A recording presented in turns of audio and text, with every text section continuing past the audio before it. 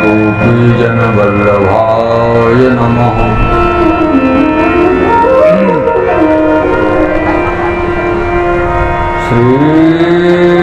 श्रीमदाचार्य जी चरण कमलेभ्यो नमः।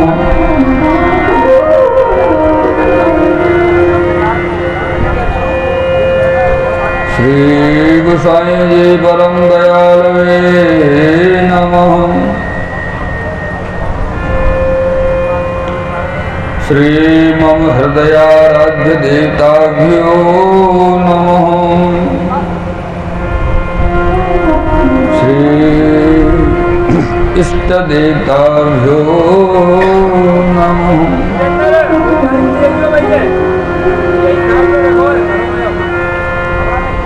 श्री स्थान देवताभ्यो नमः।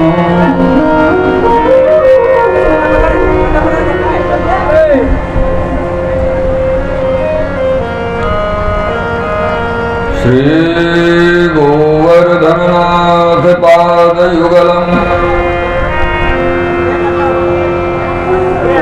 हयं वीणा प्रियम् नित्यं श्रीमथुराधिपं सुखकरं श्रीविठ्ठलेशं मुदः। श्रीमद्वारवतीश गोकुलपतिं श्रीगोकुलेन्दुं विभुम्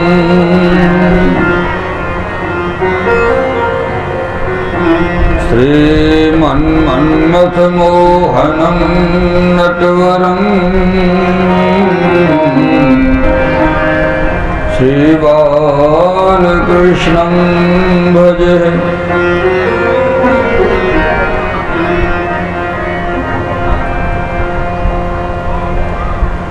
प्रभो नंदकुमारो में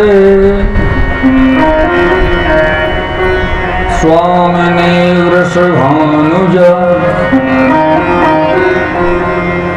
कृतार्थोऽहं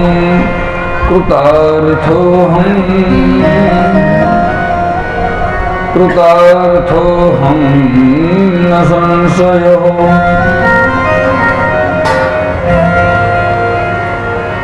सौन्दर्यं निजहृद्गतं प्रकटितं स्त्रीगूढभावात्मकम् पुंरूपं च पुनः तदन्तर्गतं प्राविशत् स्वप्रियः।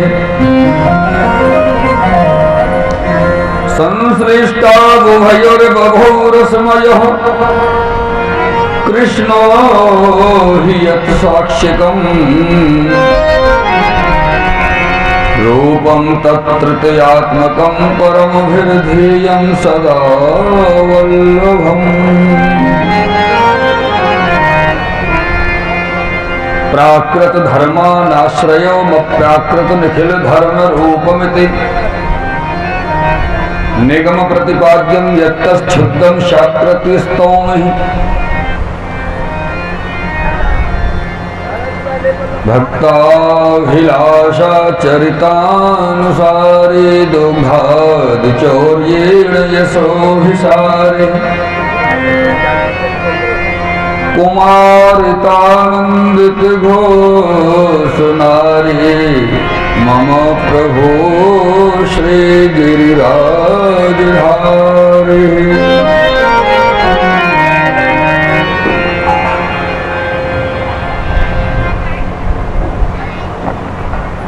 श्री राधे मेरी स्वामिनी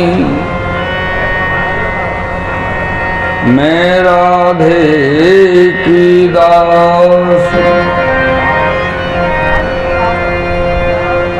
जन्म जन्म मोहि दी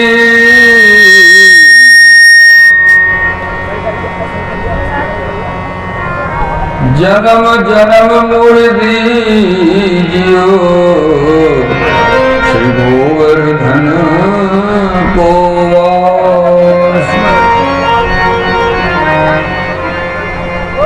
श्री गोवर्धन को वास स्वामी, श्री गोवर्धन को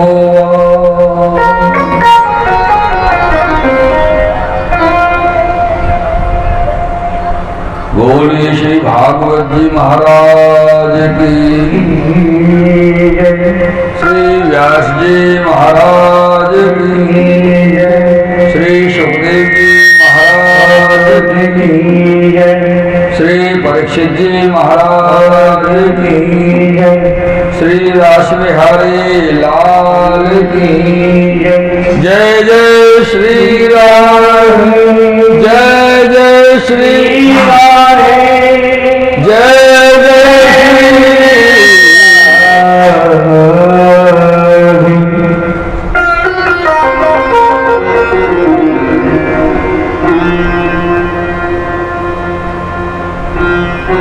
सर्वप्रथम तो आप समस्त भगवत चरणामृत वाली प्रेमीजनों को,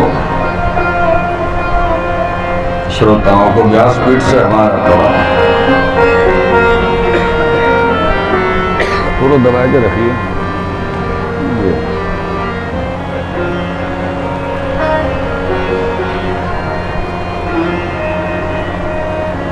कल सायंकालीन कथा में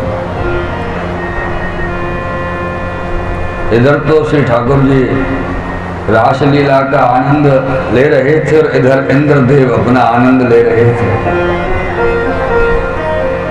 तो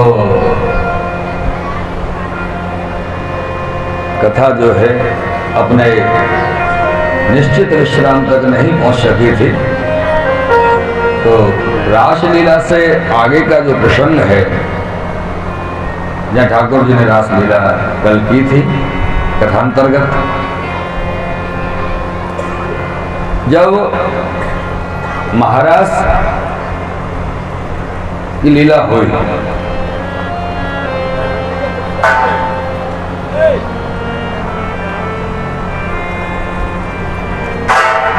आपको पता है रास 4 प्रकार का होता है।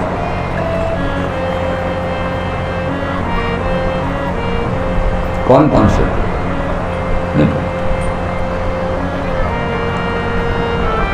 सबसे पहला होता है रास,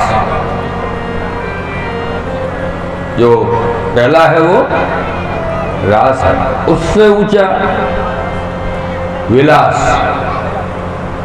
रास से ऊंचा विलास, विलास से ऊंचा तीसरी श्रेणी है मध्य रास। कौन सा? मध्य रास। और चौथा और सबसे परम जो शरद रात्रि की रात में जो हुआ वो है महारास।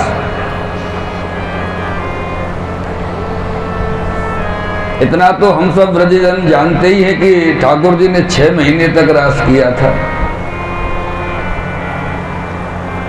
और लेकिन यहाँ थोड़ी सी गलती हम यहाँ कर बैठते हैं कि ठाकुर जी ने रास 6 महीने तक कब किया था। हमारी सभी की विचारधारा लगभग यही है कि भाई शरद रात्रि को रास हुआ और फिर 6 महीने चला, ऐसा है। लेकिन ऐसा नहीं है। शरद रात्रि तो एक दिन की महारास की रात्रि है। जिस दिन शरद रात्रि को रास करने के बाद रास विराम हो गया, उससे पहले 6 महीने रास चला।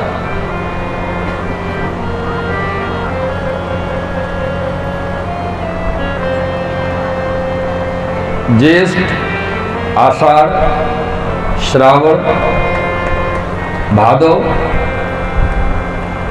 15 दिन क्वार के। कितने महीने हो गए?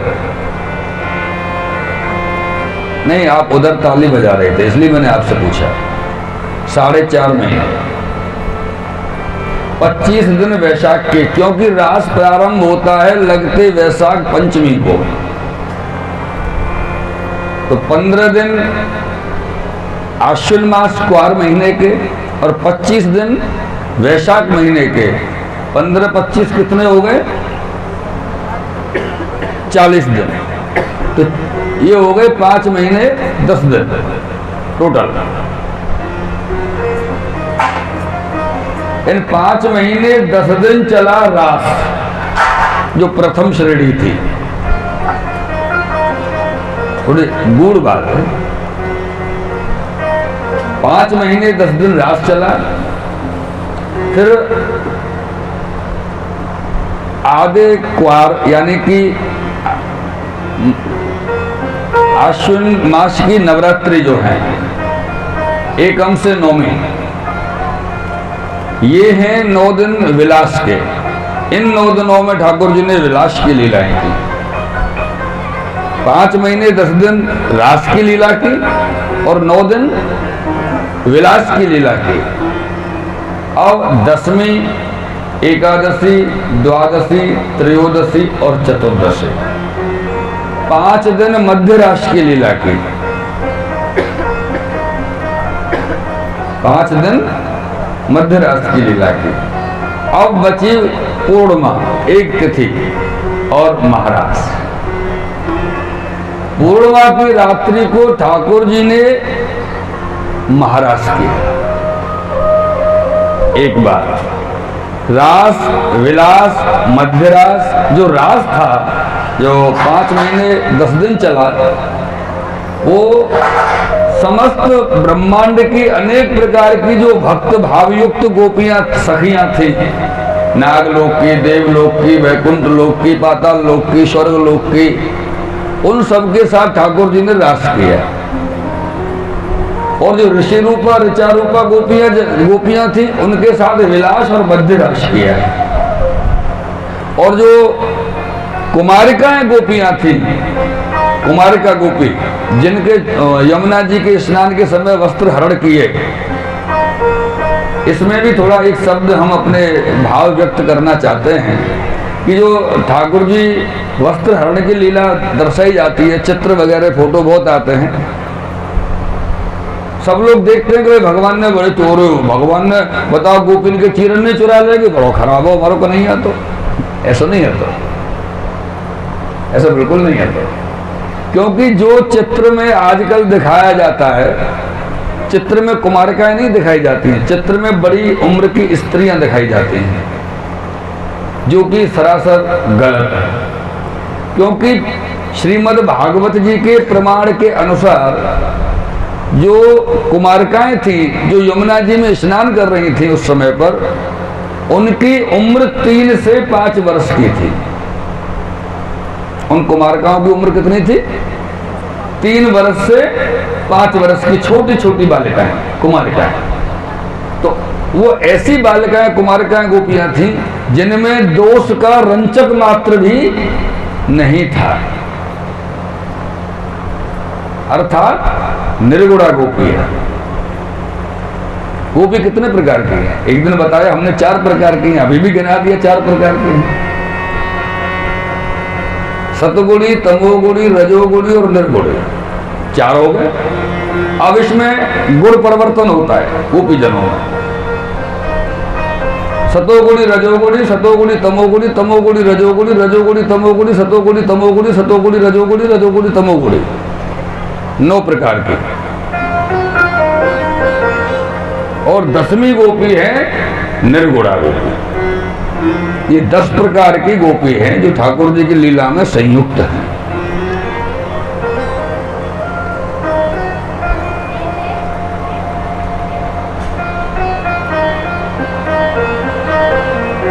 तो 10वीं प्रकार की जो गोपी हैं, निर्गुणा गोपी, उनका ही प्रवेश महारास में हुआ एक दिन वाले रात। सभी गोपी जनों का प्रवेश महारास में नहीं था। बाकी किसी को रास में स्थान दिया, किसी को विलास में, किसी को मध्य रास में, जिसका जैसा अधिकार था। लेकिन निर्गुणा गोपी जो थी, उनको ही महारास की प्राप्ति हुई। और जब 6 महीने का ये पूर्ण रास विराम हुआ, जब सब गोपी जनों को ठाकुर जी ने कहा कि अब आप अपने अपने घर को जाइए, तो गोपी कहती है महाराज अपने घर कैसे जाएं, 6 महीने से तो आपके साथ है, और घर वाले घर में घुसने ही नहीं देंगे, अब तो ऊधम हो जाएगा। बोले जाओ तो सही, हम है ना।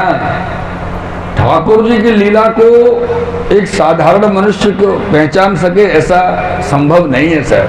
अरे बड़े ब्रह्मा जी भ्रमित हो जाते हैं, शंकर जी भ्रमित हो जाते हैं, तो साधारण मनुष्यों की तो बात ही क्या है, कौन पहचान पाएगा उनकी लीला।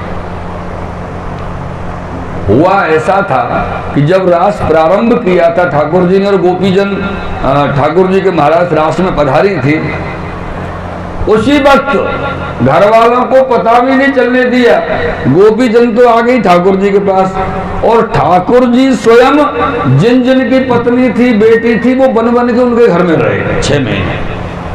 घर वालों को पता ही नहीं चला कि हमारी बहू हमारे साथ है, कि बेटी हमारे साथ है, कि ठाकुर जी हमारे साथ है।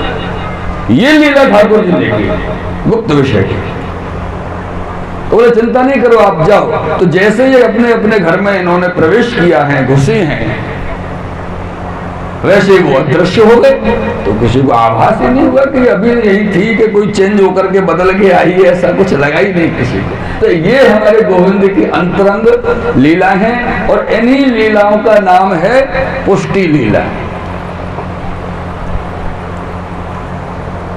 जो कि ये लीलाएं सभी जीव न तो जानते हैं और न ही श्रवण कर पाते हैं और न ही श्रवण करा पाते हैं।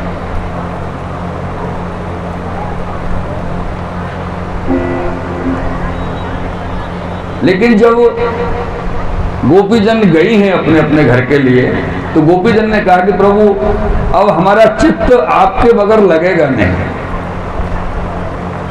हमको हर पल आपकी याद आएगी, इतने दिन से आपके साथ जो है। तो ठाकुर जी ने कहा कि चिंता न कीजिए। ठाकुर जी ने अपने श्री हस्त से समस्त गोपी जन के कंठ में, कंठ यानी गले में, तुलसी जी की 2-2 माला पहनाई।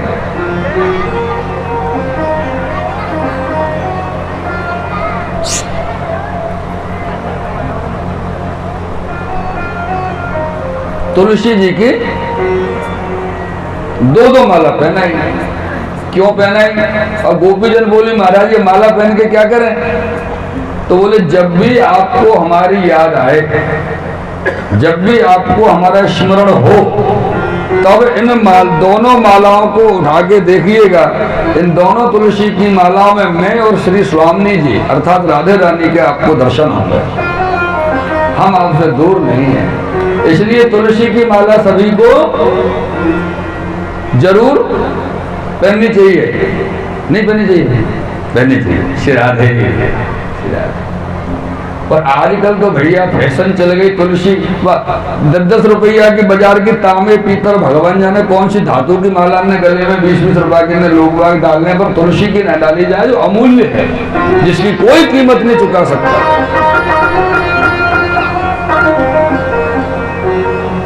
एक बार हमारे गुरुदेव श्री राधा वल्लभ जी शास्त्री जी बड़ा सुंदर प्रसंग सुना रहे थे कथा में, हम उनके साथ में थे, हम छोटे थे उस समय पर। तो जैसे पंडित जी उपाचार्य के रूप में हैं, पाठ पूजन हवन इत्यादि क्रम कराते हैं, ऐसे ही गुरुजी हमको ले गए अपने साथ। हम उनसे पढ़ते थे, तो बोले ऐसा तुम चलो हमारे साथ। तो हमको वहाँ पूजन वगैरह और ये पाठ सब करना था। तब तक हम कथा नहीं कहते थे, छोटे थे, कितने 17-18 साल की हमारी उम्र रही होगी उस समय पर। तो तब ये प्रसंग एक बड़ा सुंदर याद आ रहा है, गुरुजी ने सुनाया था, तभी से हमको याद आया, तुलसी के विषय में। बड़ा सुंदर प्रसंग। बोले भैया एक बार मुझको यमदूत मिले।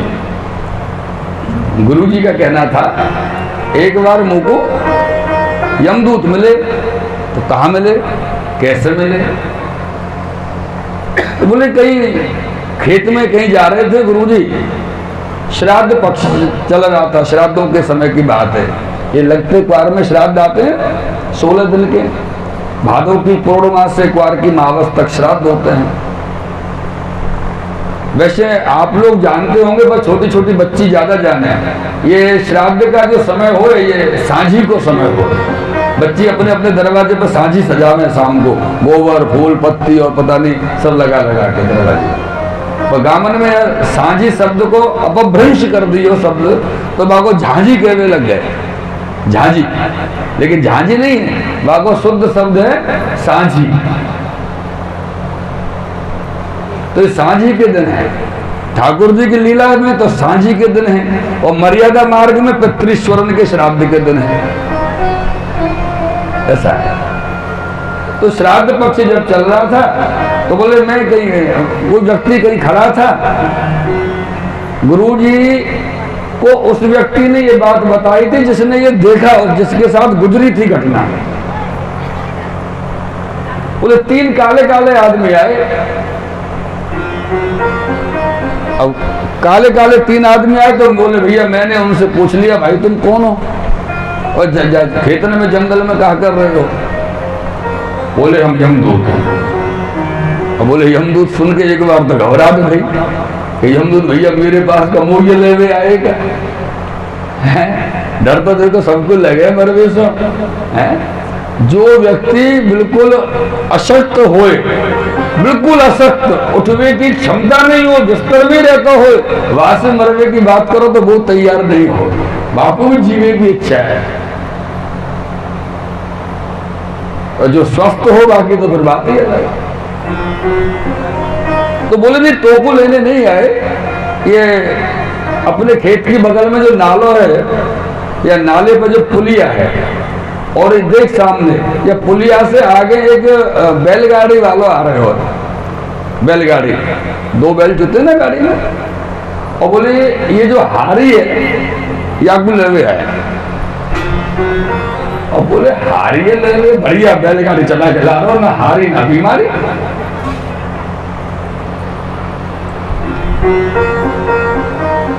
जो खेत में हल चला रहे ना वहां से हारी कहें, और जो गाड़ी चला रहे वहां से हारी कहें। अब जो अंग्रेजी गाड़ी आ गई इनके ड्राइवर कहने लग गए, है ना। पहले हारी कहते, कृष्ण कन्हैया लाल की। मेरे प्रियजनों, बोले भैया ये स्वस्थ बढ़िया, कोई हारी बीमारी गिरो पड़ो तो है ना कि मर जाएगा ऐसे ही। बोले ऐसा हो वो देख हम तुमको बता रहे हैं कि ये बैल जब पुलिया पे आएंगे, बैल गाड़ी को लेके पुलिया पे जब आएंगे और कछु चीज को देख के ये अचानक चमकेंगे, और बैल चमकेंगे, गाड़ी पलटेगी, गाड़ी गिरेगी नाले में, और ये हारी दब के मरेगा और यहाँ हम लेके जाएंगे। ये विधान है आपको।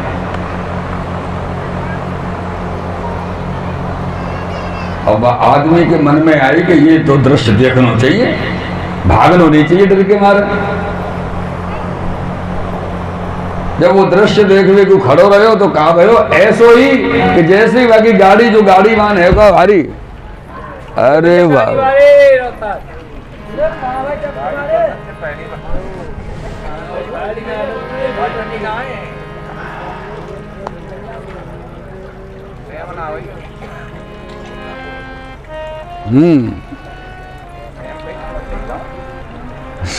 सही बात है।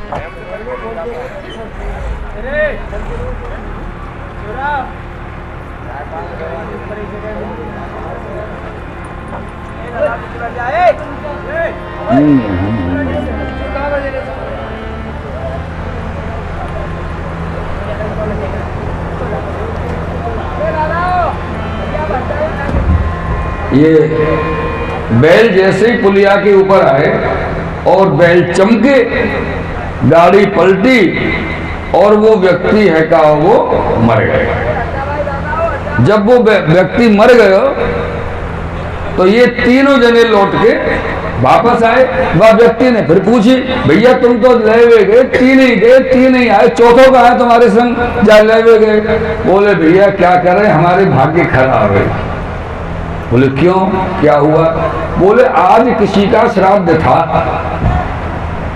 किसी का गांव में श्राद्ध था किसी के यहाँ। तो जिसके यहाँ श्राद्ध था वो व्यक्ति अपने पितृश्वरों को जल दे के गया, नहीं नाले पे नहाया धोया, यही जल दे गया।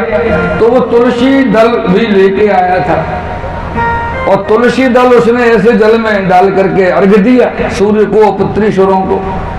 तो बोले वो तुलसी का जो पत्ता था वो नाले की घास में चिपक गया था,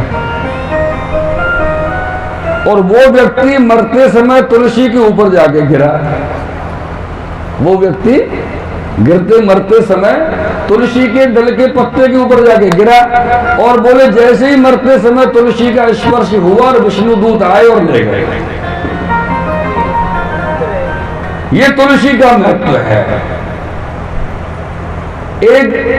एक पल के तुलसी के स्पर्श ने और यमदूतों से बचा लिया। और हम हमेशा अगर कंठ में रखें तो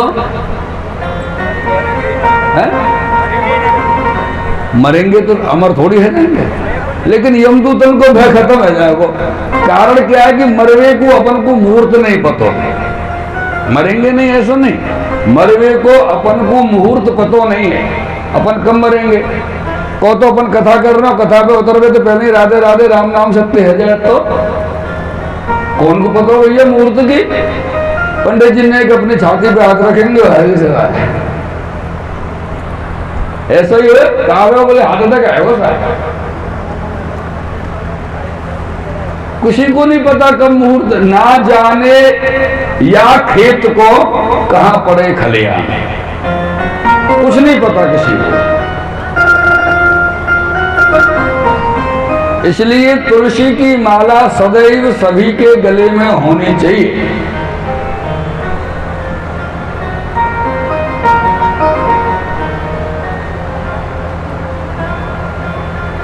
ये श्री ठाकुर जी की आज्ञा है। अब भैया मानो ना मानो आपकी इच्छा, हमारी बात बतावे की अति सो हमने बताई। अब देखो यहाँ सामने वो कहते हैं ना कि प्रमाण को, प्रत्यक्ष को प्रमाण की आवश्यकता नहीं होती। देखो महात्मा जी गले में कम से कम 250 ग्राम तुलसी है। एक बाबरे थोड़ी हो गए तुलसी लटका रखी गले में। इन्हें पता है कि स्वामिनी भाव भी है, ठाकुर जी भी विराज है, और मृत्यु के समय यमदूतन से कम सेफ्टी है। प्रमाण है, प्रूफ है, यानी तुलसी जरूर कंठ में होनी चाहिए। कृष्ण कन्हैया लाल की जय।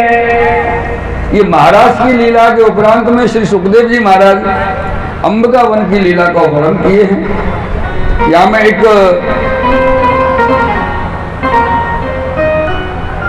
सुदर्शन नाम को विद्याधर को प्रसंग है। ये अंबिका वन में देवी दर्शन के लिए नंद बाबा, मैया, यशोदा सब बड़े बड़े ब्रजवासी गए। और आजकल तो सब लोग फैशनेबल हो गए, सुबह जाएं अपनी गाड़ी से शाम को घर पे। बाकी पहले तो जात के जावे को, देवी को जावे को 1-2 रात रुकवे को विधान होता, रुकते बड़े बूढ़े सब देवी पे जाते तो एक रात। तो ऐसे ही नंद बाबा और सब गए तो रात को वहां रुके अंबिका वन में। अंबिका वन में रुके, रात को कहा भयो एक अजगर सर्प आयो, और वह अजगर सर्प ने आए के सीधे नंद बाबा को निगलना शुरू कर दिया। पैर दोनों मुंह में ले ली और निगल तो जाए निगलते। और जो संग के हटकाए, वहां ठंड को समय अघानो जल रहे हो, तो कोई ने जलती लकड़ी ली, कोई ने भूवर ली, कोई ने अनार लियो, वह सर्प मारवे लगे कैसे भी करके नंद बाबा को छोड़ दे।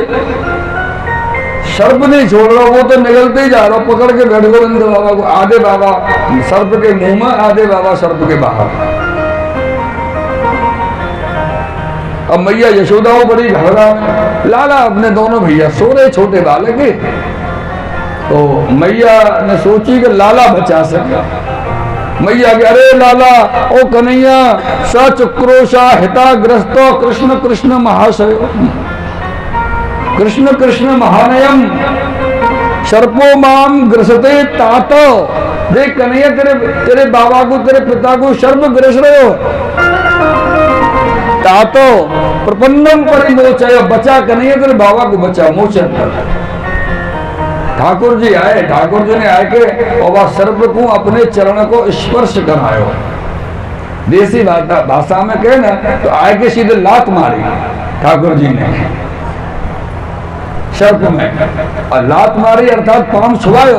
जब पैर छुआयो तो पैर के छुबते ही वो सर्प की मृत्यु है गई, और बाकी जो प्राण ज्योति है गई वो एक विद्याधर के रूप में प्रकट हो गए। विद्याधर, इस या विद्याधर को नाम है तो सुदर्शन।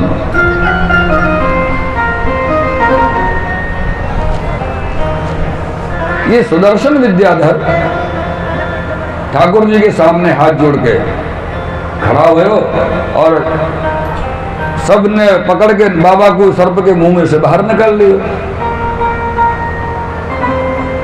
तो ठाकुर जी बोले, क्यों भाई, तू मेरे बाबा को क्यों निकल रहे हो? तो को मेरे ही बाबा मिले, निकलने के लिए कोई और नहीं मिला? तब यार सर्प जो हतगा विद्याधर जो सुदर्शन नाम को विद्याधर जो है, तो वाने कही के प्रभु एक गलती मुंह से भई, गलती का गई कि सुदर्शन इसका नाम है। तो ये सुंदर बहुत था, अति सुंदर था ये सुदर्शन विद्याधर,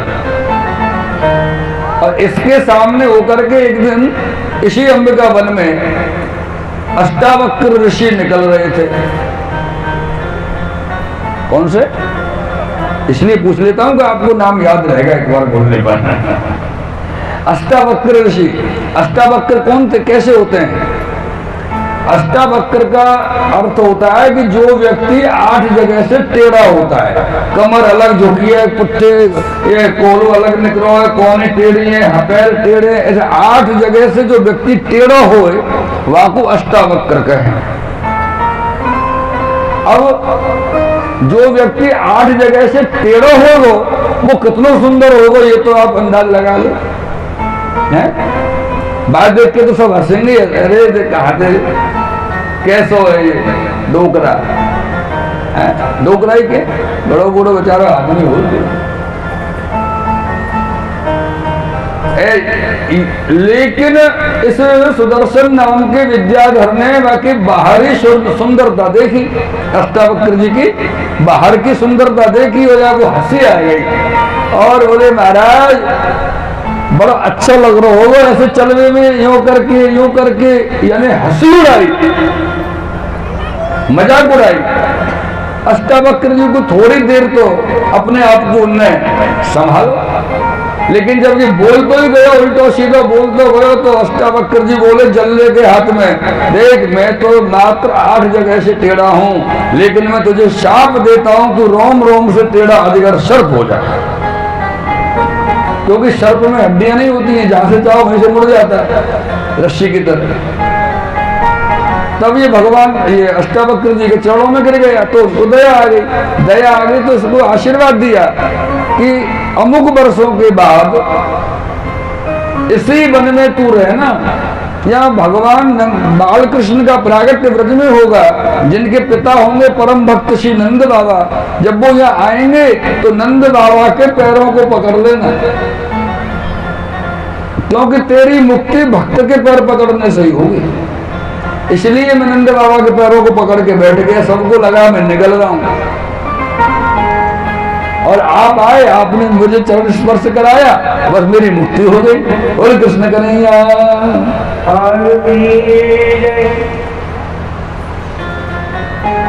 इस प्रकार से सुदर्शन नामक विद्याधर की प्रसंग कही। तदोपरांत में श्री सुखदेव जी महाराज युगल गीत वो बताते हैं, गोप्यो कृष्णे वनम याते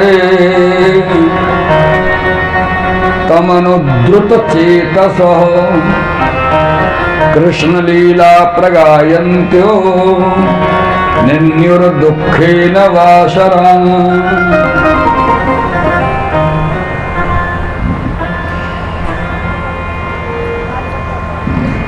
गोपी जन का भाव वर्णन किया जा रहा है। वाम बाहु कृत भाम कपोलो वल्गित भ्रो रधरार्पित वेणुं कोमलांगुली भ्रासित मार्गम गोप्य ईरयति यत्र मुकुंदो। गोपी जन कह रही है, आहा देखो तो सही, बाम बाहु बाई भुजा, बाम बाहु कृत वाम कपोलो। कपोल कहते हैं गाल को। ठाकुर जी ने बाएं हाथ में वेणु को धारण किया और बाएं हाथ से बाएं कपोल में आप ऐसे धारण करके विराजे।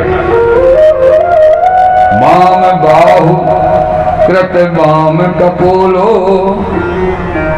वल्गित भ्रू रधरार्पित वेणु। वो वेणु नंदनंदन ने अपने अधर पे धारण कर रखी है।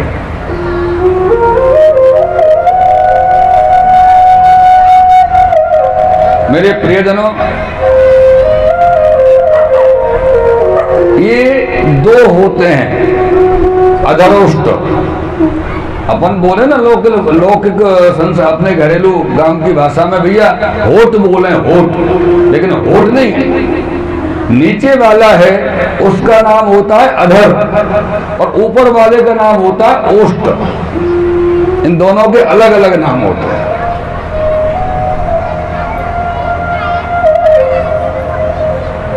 वल्गित भ्रूरधरार्पित वेणुं कोमलांगुली भ्राभिराश्रित मार्गम। और जब वेणु बाई भुजा में बाई कपोल पे अपने अधर पर धारण की है, कोमलांगुली, कोमल कोमल अंगुलियों से आप उसको स्वर दे रहे हैं। कोमलांगुली भीराश्रित वेणु, कोमलांगुली भीराश्रित मार्गम गोप्य ईरयति यत्र मुकुंदो। या प्रकार से गोपी जन ठाकुर जी के स्वरूप का वर्णन कर रही है।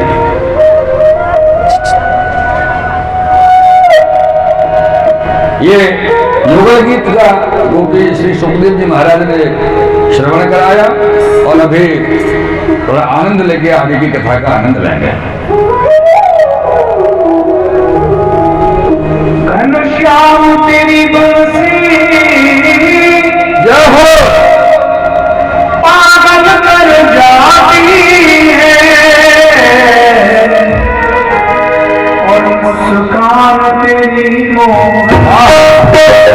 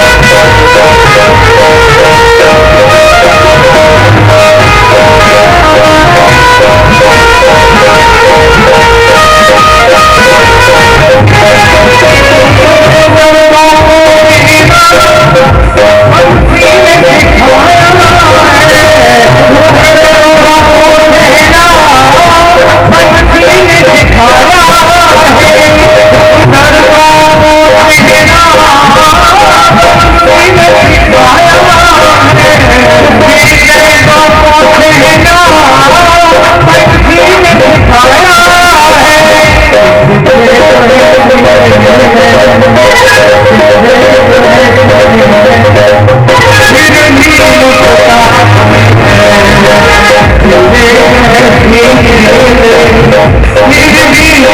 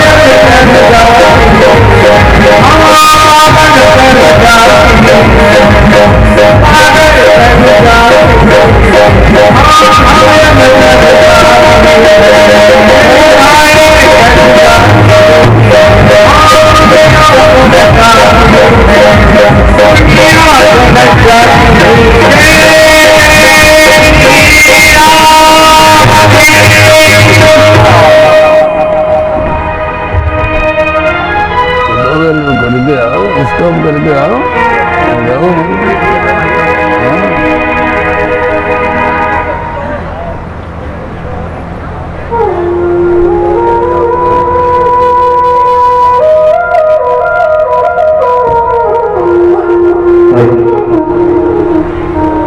देव जी महाराज आगे का प्रसंग प्रारंभ कर रहे हैं। इस प्रसंग में एक अरिष्टासुर नाम का कंस का दैत्य था, जो भगवान को वध करने के लिए, क्षति पहुंचाने के लिए ब्रज में आया। ये आया ब्रज में बैल बन के। ठाकुर जी ने कटाक्षित्या द्रवत्तोड़म इंद्र मुक्तो शनिर्यथः, इसको भी मुक्त किया और उसकी प्राण ज्योति को अपने चरणों में विलीन कर दिया। तदोपरांत में एक केशी नाम का दैत्य कंस का, जो ब्रज में भगवान को वध करने के लिए, क्षति पहुंचाने के लिए घोड़ा बन के आया था, घोड़ा के रूप में। केशी तु कंस प्रहितो खुरैर्महिं महाहयो निर्जयन मनोजवो। ठाकुर जी ने इस केशी नाम के दैत्य को भी मुक्त किया और अपने चरणों में उसे गति प्रदान की।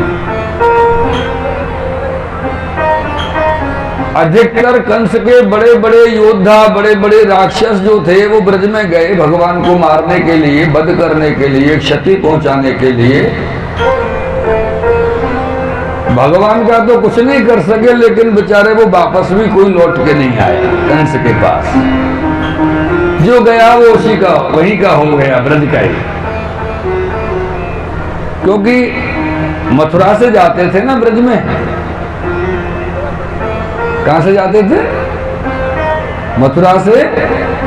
इसका अर्थ क्या हुआ? इसका अर्थ हुआ कि मथुरा के चारों तरफ ब्रज है, मथुरा ब्रज में नहीं है, मथुरा ब्रज से बाहर है, ये अर्थ हुआ। कंस मथुरा का राजा था, ब्रज का राजा नहीं था।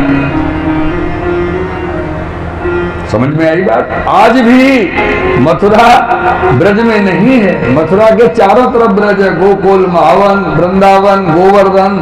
इधर अगर देखा जाए तो ये मथुरा से अपन इधर आवे सतोवे की तरफ, या यहाँ से पहले जो चौराहे आवे, वहां से ही ब्रज है। लेकिन मथुरा, जो मूल मथुरा है, वो ब्रज में नहीं है, ब्रज से बाहर है। क्योंकि मथुरा सप्तपुरियों में है। 7 पुरी है ना, अयोध्या, अवंतिका, काशी, जगन्नाथपुरी, ऐसे ही मथुरा पुरी है, मथुरा ब्रज तीर्थ नहीं है।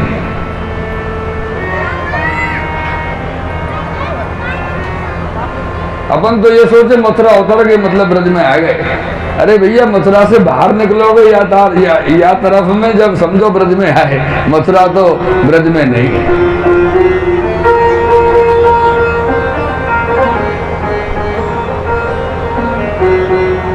ये जब जो कोई कंस के योद्धा ब्रज में जा रहे हैं ठाकुर जी के वध करने के लिए, मथुरा से लौट के मथुरा आ ही नहीं रहा। कंस भी बड़ा परेशान है। क्या हुआ? बोले मर गया। क्या हुआ? बोले मर गया। करें तो करें क्या? तो एक दिन कंस ने भगवान श्री कृष्ण के परिवार के काकाजी श्री अक्रूर जी को बुलाया और अक्रूर जी से कहा अक्रूर जी अब आपको जाना है ब्रज में कन्हैया के पास। अक्रूर जी कहते हैं महाराज अभी मेरा नंबर क्यों ले रहे हो, कोई और हो पहले उसको भेज दो। सबको ये लग रहा था कि जो मैं जाता वो लौट के आता ही नहीं है, तो भैया मेरा नंबर पीछे ले लेना, और कोई हो उसे भेज दो पहले। कंस ने कहा अक्रूर जी से, अक्रूर जी मैं कुछ बात बताना चाहता हूं आपको। अगर आप ब्रज में गए और उस कन्हैया को लेकर के मेरे पास आए तो आधी मथुरा का राज्य दे दूंगा, क्योंकि जिसको भेजा वो आ ही नहीं रहा। लेके आने की बात अलग, वो खाली हाथ भी नहीं आ रहा था, आपस में ही रह जाता है। और अगर आपने मना किया कि मुझे नहीं जाना है तो कल सुबह आपका शव काट दूंगा। अब ये आपकी चॉइस है क्या करना है। कल सुबह तक का समय दे रहा हूं, सोच लो और सुबह आकर जवाब दे दो। अक्रूर जी ने रात को विचार किया, अपने घर पर जाके बेचारे नींद, ऐसी स्थिति में नींद कौन है आवे बाबा, नींद तो उड़ गई कि वहां गए तो गए, यहाँ रहे तो गए। मरना तो दोनों तरफ है, क्योंकि वहां जो जाता है उसे वो नहीं छोड़ता है, और यहाँ रह गया तो ये नहीं छोड़ेगा। तो अक्रूर जी ने मन में विचार किया कि दुष्ट के हाथ से मरने से अच्छा भगवान के हाथ से मरा जाए, वही चलते।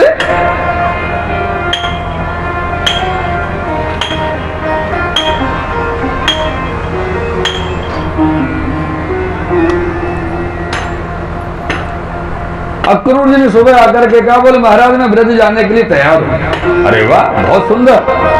कंस ने अपना रथ दिया, जिस रथ में कंस चलता था वो रथ अक्रूर जी को दिया भगवान कृष्ण को लाने के लिए। मध्याह्न काल में दोपहर बाद जो है भगवान को लेने के लिए अक्रूर जी ब्रज में पधारे हैं, निकले हैं मथुरा से। और जब मथुरा से ब्रज में पधारे नंदगांव के लिए, क्योंकि अक्रूर जी जब लेने आए थे भगवान कृष्ण को तब ठाकुर जी गोकुल में नहीं रहते थे, उस समय नंदगांव में निवास हो गया था। आप सबने गिरिराज जी की परिक्रमा तो करी है, लगभग सबने ही करी होगी। गिरिराज जी में हर गोकुल का है, हर गोकुल। अरे मेरे मट्टी के थुमाओ, बात पूछो तो ना है, बाकी सब है। नयो मंदिर है ना, राधा कुंड से आवे पहले, राधा कुंड से पहले आवे तो मानसी गंगा से पहले जो मंदिर पड़े बाबू हर गोकुल कहें, कान वाले के बगल में जो नया मंदिर बना है, बहुत बढ़िया। अरे वाह जय हो आपकी, ये आनंद की बात भाई। तो ये हर गोकुल या स्थान को नाम कैसे पड़े हो, क्योंकि अभी ये तो अक्रूर जी नंदगांव में आए हैं, भगवान नंदगांव निवास कर रहे हैं, तो पहले भगवान गोकुल में रहते। ये वाली जो गोकुल है ना, ये गोकुल नहीं है, वो जो महावन है, जो पुराने गोकुल के हैं, वो गोकुल में नंद बाबा रहते, या को नाम महावन है आज की तारीख में। तो वहां से ये कंस रोज रोज कोई ना कोई राक्षस भेज देते अपने उधम करने के लिए। तो सब ब्रजवासी ने विचार किया, पड़ोस में रह रहे हैं, रोज कंस भेज दे, चलो थोड़ा दूर चले यहाँ से। तो वह गोकुल को छोड़ के गिरिराज जी के या पार और दूर जाके नंदगांव में जाके जो है नंद बाबा ने अपना निवास किया। लेकिन जब गोकुल गए, वहां नंदगांव पधारे नंद बाबा गोकुल से, तो बीच में आए गिरिराज जी। गिरिराज जी अब लंबो रास्ता पड़ गए हो बैलगाड़ी के हिसाब से, तो गिरिराज जी की तरहेटी में एक दिन रुके नंद बाबा, एक दो दिन। तो जा जगह नंद बाबा ने वास में विश्राम कियो, सौ गायन को तरहेटी में रोकियो, बा स्थान को नाम हर गोकुल। वैसे नहीं है कोई, ये प्राचीन और प्रमाणिक स्थान है।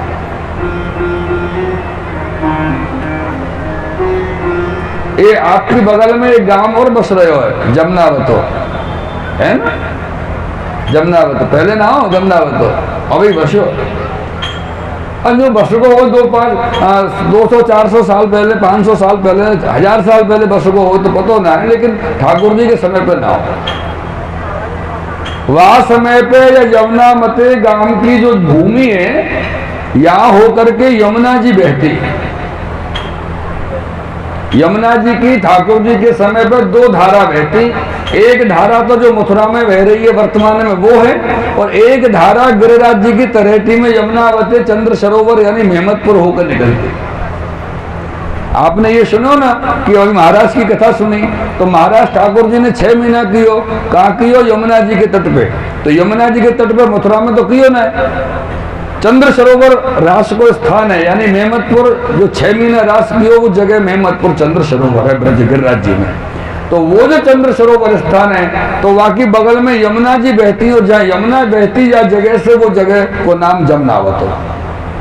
जमुनावत यो नाम पड़े हुआ स्थान को, क्योंकि नंद बाबा जब गिरिराज जी में ठहरे 1-2-4 दिन तो वह समय आगे कहा करनो श्री यमुना जी सो विचार कियो, अर्थात मत को आदान प्रदान कियो, याली में स्थान को नाम और वह गांव को नाम पड़ो जमुनावत। बोल कृष्ण कन्हैया लाल की। श्याम सुंदर श्री यमुने महारानी की जय हो।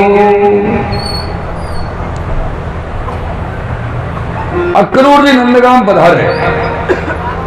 अक्रूर जी जब नंदगांव में पधारे हैं तो शाम को समय है,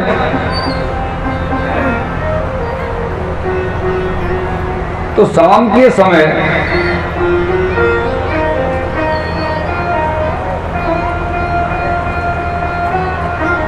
गोदोहन वेला हो। गोदोहन, गाय को दूध निकालो जाए, वही समय हो संध्या का। तो ठाकुर जी वह समय गाय को दुह रहे, और दादा भैया, दादा कौन? बलराम जी। ठाकुर जी बलराम जी से हमेशा दादा कहते, दादा। तो दादा भैया ने बछड़ा को पकड़ रखो और ठाकुर जी दूध दुह रहे गाय को।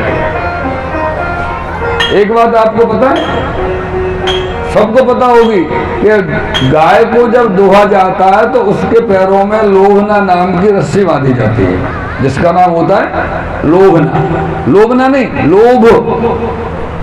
आप गाय के पैरों में रस्सी बांधोगे तो गाय को क्या लोभ है? कुछ लोभ नहीं है, वो तो तुम बांध रहे हो, तुम ले रहे हो, तुमको उससे लोभ है, उसको थोड़ी तुमसे लोभ है।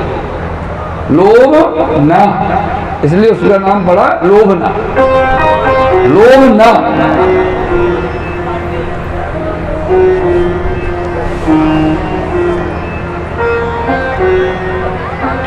अक्रूर जी दूर खड़े खड़े इस लीला के दृश्य के दर्शन कर रहे, आनंद ले रहे कि वाह कितने सुंदर गोविंद के गोदोहन के दर्शन हो रहे हैं। मेरे प्रेमी जनों,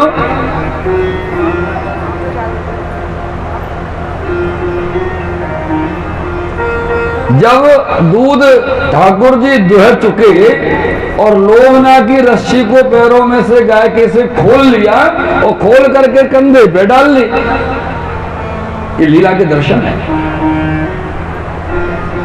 आप कभी देखना ध्यान से,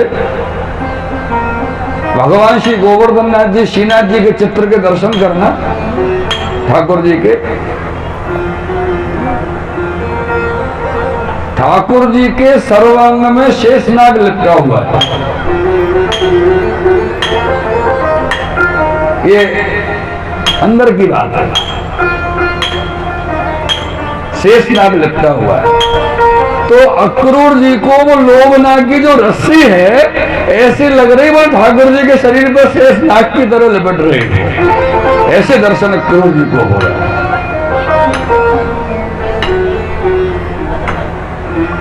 अक्रूर जी लीला के दर्शन करते हुए नजदीक में आए, वो तो समझ रहे पता नहीं लाला हमको पहचानेंगे कि नहीं, कभी देखा नहीं भारा नहीं। जैसे अक्रूर जी नजदीक आए, ओ काका जी प्रणाम प्रणाम। दोनों भाइयों ने अक्रूर जी को प्रणाम किया और अक्रूर जी के हाथों को पकड़ के नंदालय में भीतर ले गए। बोले बाबा, ओ भैया देख कौन आए हैं, देख तो सही कौन आए। आज काका जी आए हैं। अक्रूर जी को देख करके नंद बाबा बड़े प्रसन्न हुए, गले से लगे दोनों, और मैया यशोदा खूब प्रसन्न हुई। जब प्रसन्न हुई, आनंद हुआ, खूब बातें की। रात्रि को भोजन के बाद में नंद बाबा और अक्रूर जी बतराते रहे, बतियाते रहे। भैया रात के 11-12 बज गए बतियाते बतियाते, और ठाकुर जी और दादा भैया दोनों अपने कक्ष में पौड़े। अब ठाकुर जी यह बात की प्रतीक्षा कर रहे, इंतजार कर रहे थे कि ये इनकी बात कब खत्म हो और मैं अपनी बात शुरू करूं। तो नंद बाबा जब सोएंगे तभी तो मैं काका जी से पूछूंगा, काका जी कैसे आना हुआ, बताइए असली बात क्या है। अभी तो नंद बाबा को तो कुछ नहीं पता। जब नंद बाबा शयन में गए और अक्रूर जी भी सो गए, तो दोनों भाई उठ करके अक्रूर जी की सैया जी पे पहुंचे, और सैया जी पे पहुंच करके क्या किया दोनों भाइयों ने, अक्रूर जी के पैरों के दोनों तरफ आप दोनों भाई विराजे, और विराज करके अक्रूर जी की चरण सेवा करने लगे, पैर दबाने लगे ठाकुर जी और बलराम जी। कैसे भाग्य हैं अक्रूर जी के, जिनकी चरण सेवा श्री गोविंद कर रहे हैं, पुष्पी पुरुषोत्तम कर रहे हैं।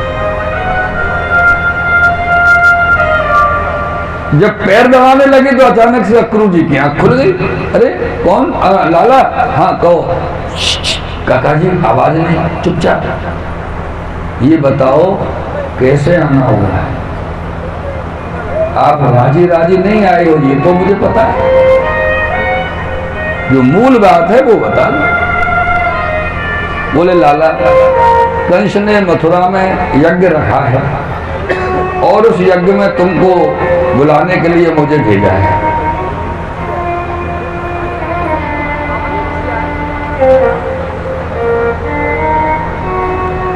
तो आप सुबह दोनों भाई तैयार हो जा चलने के लिए। ठाकुर जी बोले काका जी सुबह कितने बजे निकलना हो? बोले निकल लेंगे ना, स्नान के वगैरह सब करके। बोले बाबरे है गए, स्नान करके निकलोगे? बोले अगर सुबह के 4 बज गए तो मैं नहीं जा पाऊंगा। क्यों? कि 4 बजे पीछे तो मेरी सबरी गोपी, सबरे मेरे ग्वाल बाल सखा आ जाएंगे, बोकू का जाने देंगे यहाँ से। अगर निकलना है मथुरा को तो अंधेरे ही निकल लो, 4 बजे पहले ही। काका जी बोले ठीक है भैया, आप जैसे वो वैसे निकलेंगे। काका जी को तैयार कियो, और ब्रह्म मुहूर्त से पहले ही काका जी ने रथ तैयार कर ली, और मैया बाबा सब जगा दिए लाला ने, और नंद बाबा जगाए मैया। अब मैया की समझ में नहीं आवे भयो का, अक्रूर जी काय को आए और लाला काय को जा रहे। मैया तो घबरा गई बेचारी, अरे मेरे लाला कहाँ ले जा रहे हैं अक्रूर, मेरे लाला कहाँ ले जा रहे हैं।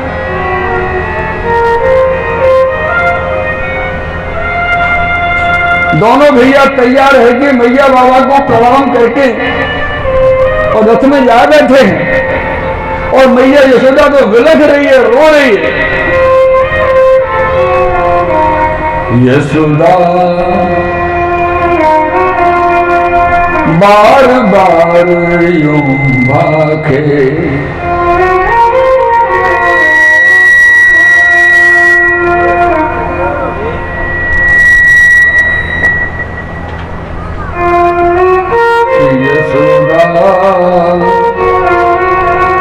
बार बार यूं भाखे,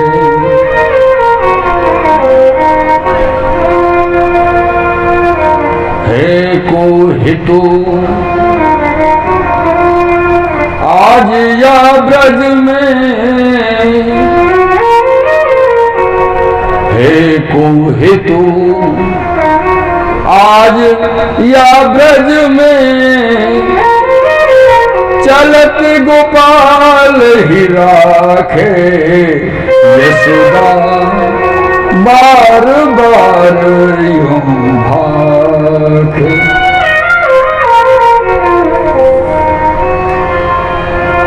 ये यशोदा जी रो रहे हैं। अब ये अवर्णनीय विषय है कि यशोदा जी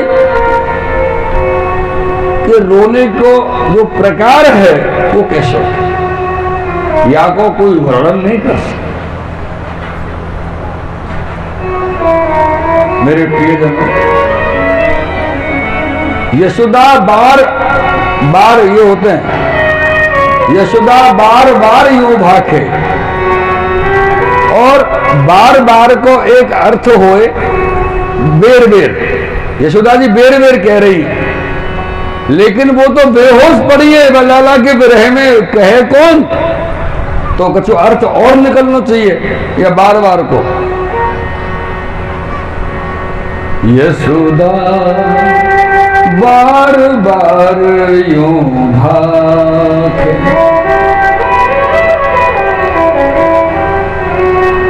बार बार को अर्थ है द्वार।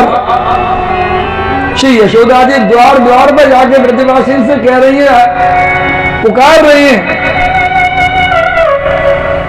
कि है कोई हेतु आज या ब्रज में चलत शाम को राखे। वैसे तो बड़े हितैषी हमारे दिन भर घर में पड़े रहे, आज लाला जा रहे हो, को रोकने वालों नहीं है लाला को, कैसे ब्रजवासी? लेकिन काज में छगन मगन को, कहाँ काज में छगन मगन को, लखमा गोरी मुरारो, सुफल मेरे प्राण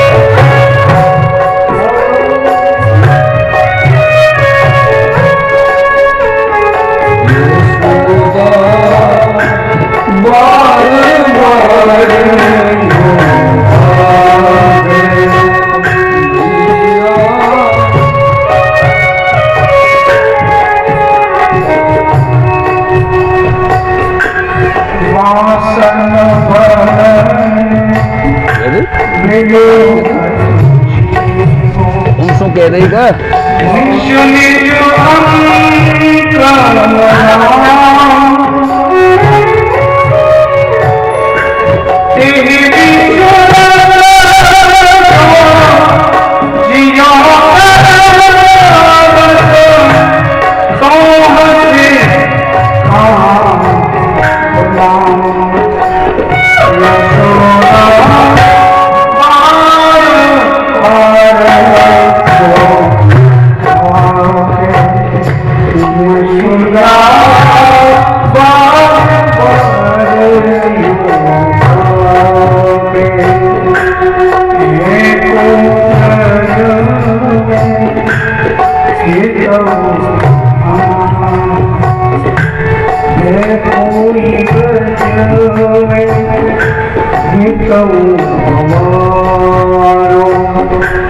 शरद गोपाल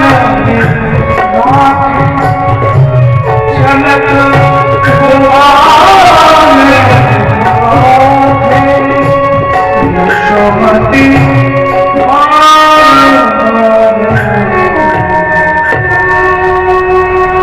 मैया यशोदा की वह दशा लाला को लेकर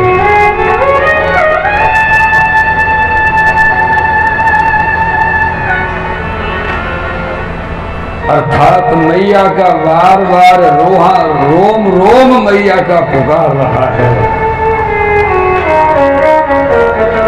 मैया बेहोश होके गिर पड़ी हैं।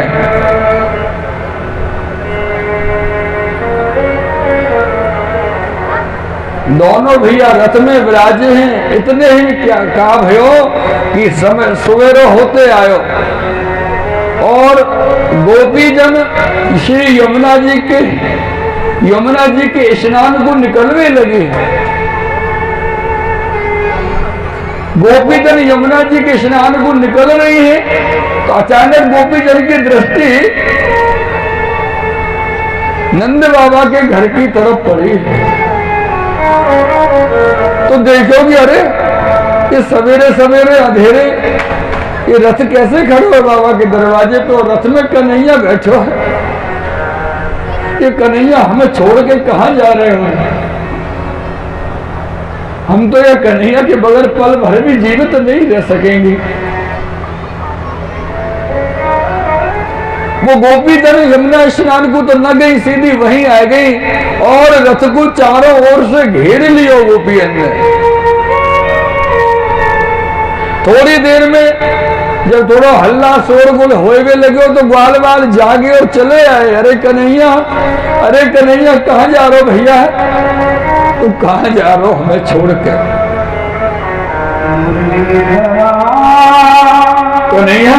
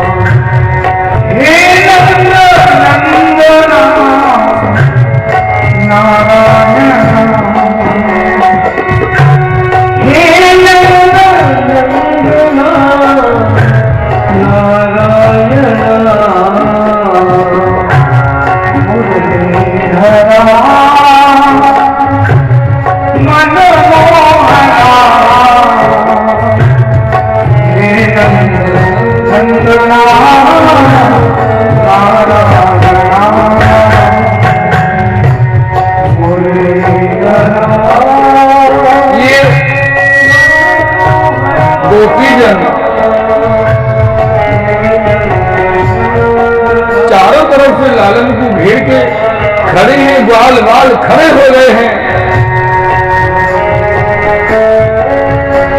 जब सब गोपीन की कोई की समझ में कछु नहीं आ रहे हो कि हो क्या रहे हो आज यहाँ पे, क्या हो रहे हो है। तब एक अपने ग्वाल बाल सखा को ठाकुर जी ने इशारे से बुलायो।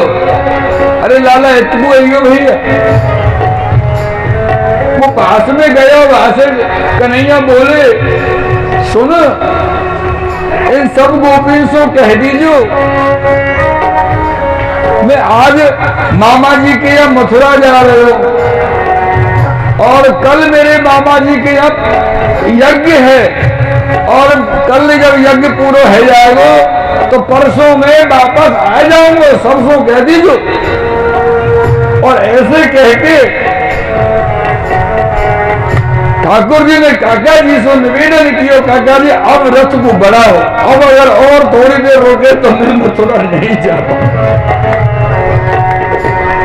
ऐसी दशा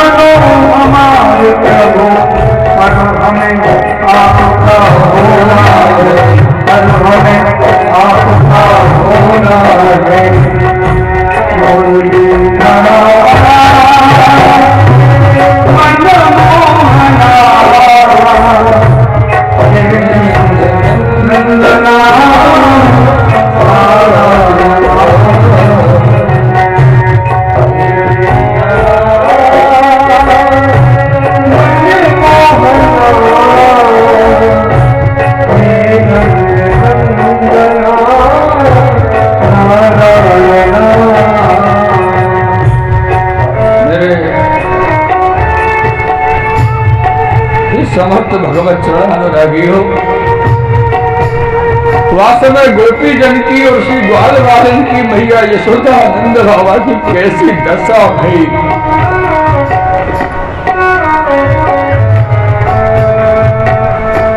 और जब रथ ठाकुर जी को चले गयो है,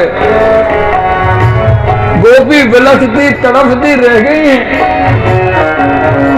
ग्वाल वाल बिलखते तड़फते रह गए हैं।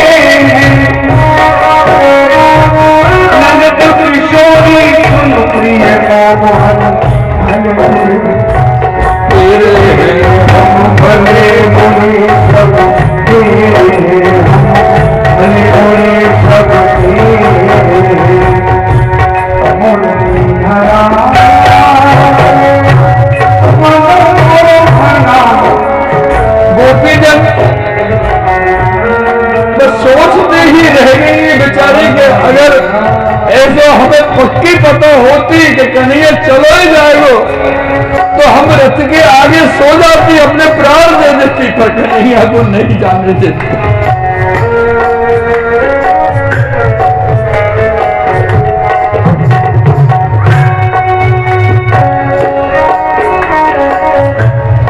मोरे ऐसी खबरिया होती,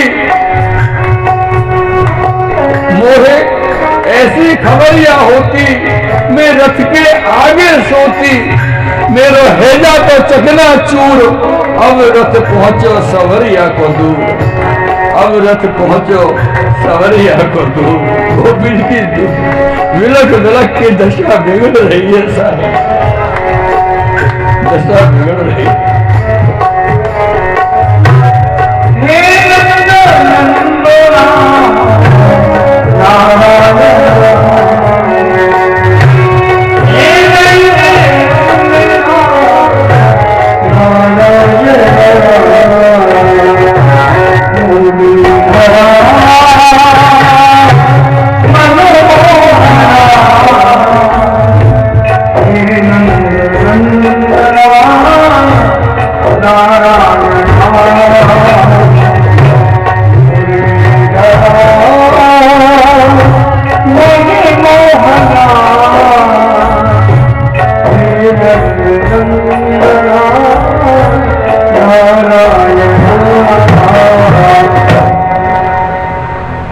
जब समस्त गोपीजन यहाँ विह्वल होकर रह गई हैं ब्रज में,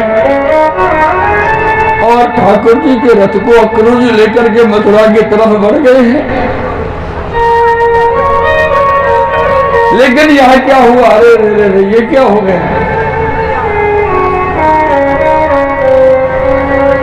अक्रूर जी ने रथ के पीछे की तरफ जब मुड़ के देखा तो अक्रूर जी विस्मित हो गए, भ्रमित हो गए। अरे वहां पर तो ग्वाल वाल गोपियां रो रही थी, ये तो रथ में दोनों भैया ठाकुर जी तो बहुत रो रहे बैठे बैठे, ठाकुर जी को रो रहा।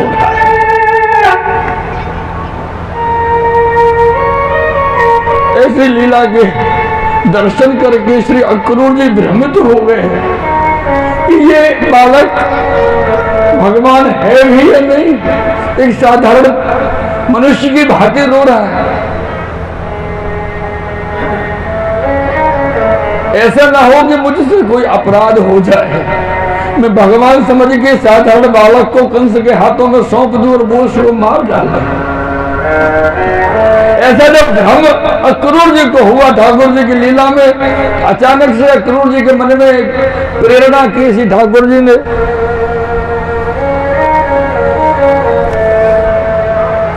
अक्रूर जी ने कहा लाला देख मैं सुबह जल्दी निकलो, आपको लेके मैंने स्नान नहीं किया है, तो मैं श्री यमुना जी में स्नान कर लूं थोड़ी देर, स्नान संध्या वंदन करके फिर अपन मथुरा आगे चलेंगे लाला। हाँ काका जी आप स्नान करो, आनंद से स्नान करो आप।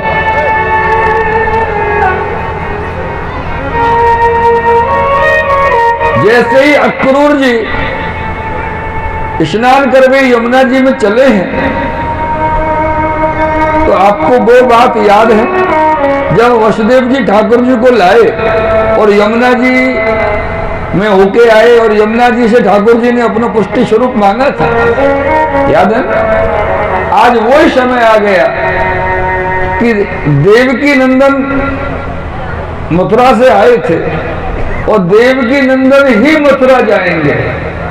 यशोदा नंदन तो पहले भी ब्रज में थे और यशोदा नंदन मथुरा नहीं जाएंगे। तो ठाकुर जी ने अपना जो पुष्टि पुरुषोत्तम यशोदा नंदन का स्वरूप था वो अक्रूर जी के मिस यमुना जी में समर्पित कर दिया, ब्रज में ही, मथुरा नहीं ले गए। मथुरा तो देवकी नंदन मर्यादा पुरुषोत्तम कृष्ण पधारे। अक्रूर जी ने जैसे ही डुबकी लगाई, अरे बाप रे, ये लाला को तो मैं अभी रथ में बैठे छोड़ के आया, जल में भीतर कहां से आ गए हो? ठाकुर जी के दर्शन जल में भय। जल से बाहर अक्रूर जी निकले तो रथ में बैठे, फिर डुबकी लगाए तो जल के भीतर है। 3 4 5 बार ऐसे ऊपर नीचे अक्रूर जी भाई। ठाकुर जी बोले काका जी ये कौन सी संध्या है रही है आपकी? है?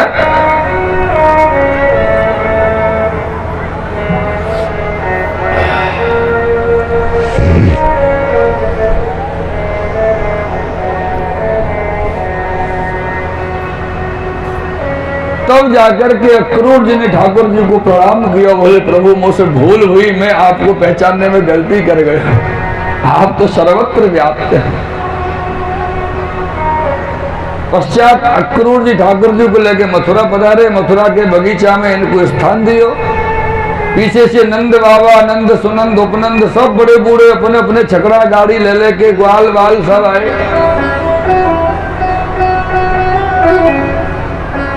और ग्वाल बाल सवेरे सवेरे आए, बेचारे तैयार तो है ना, नहाए धो के जो जैसे हो तो वैसे ही चलो आयो।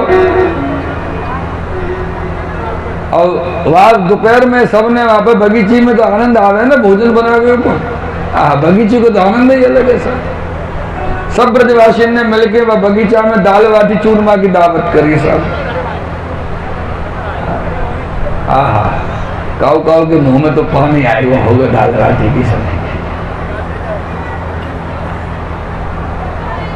चकाचक दाल बाटी चूरमा ब्रजवासी अरोगे और दाल बाटी चूरमा अरोग के शाम को लाला बोले बाबा से, बाबा हमने सुनी है मथुरा कंचन की नगरी है, कंचन की नगरी।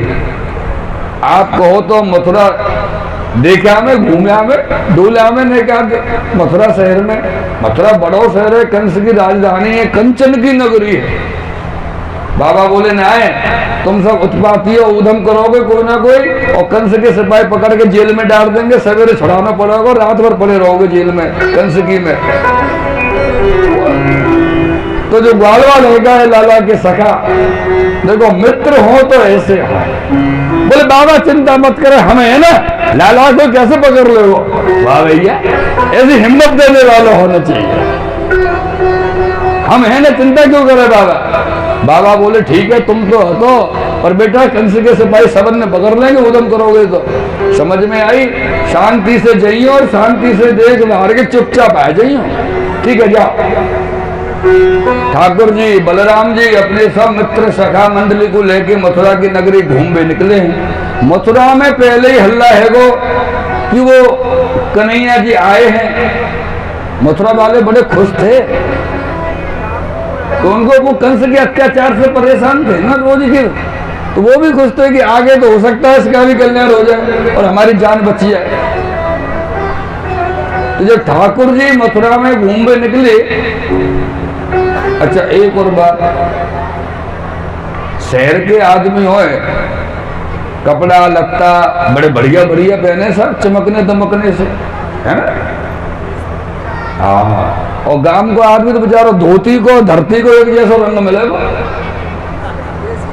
जैसी धरती वैसी धोती। ऐसे ब्रजवासी ग्वाल वाले ऐसे कपड़ा पहन रखी मुझे गांव के ब्रज की तो हते। और शहर में पहुंच गए मथुरा में। अब वहां पर चमकने दमकने आदमी को देख के इनके तो दिमाग बिगड़ गए। अरे लाला कन्हैया, इनको शर्म और आ रही पतो, सबरे छोरा को ग्वाल वाले को पतो, ये तो अपने गांव में थे ही आए, नंदे गांव में थे, निकल के ब्रज में थे और लंबे लंबे नारे और लटक रहे सबन के आगे। लाला ये कहा कि नहीं है, हमें तो शर्म आ रही भैया, हमारे तो वस्त्रन की व्यवस्था कर। ठाकुर जी बोले चिंता मत करो, वो मैंने सोच रखी है व्यवस्था। तो शहर में घुसवे से पहले ही श्री यमुना जी पे ठाकुर जी पधारे अपने ग्वाल वालन को लेकर।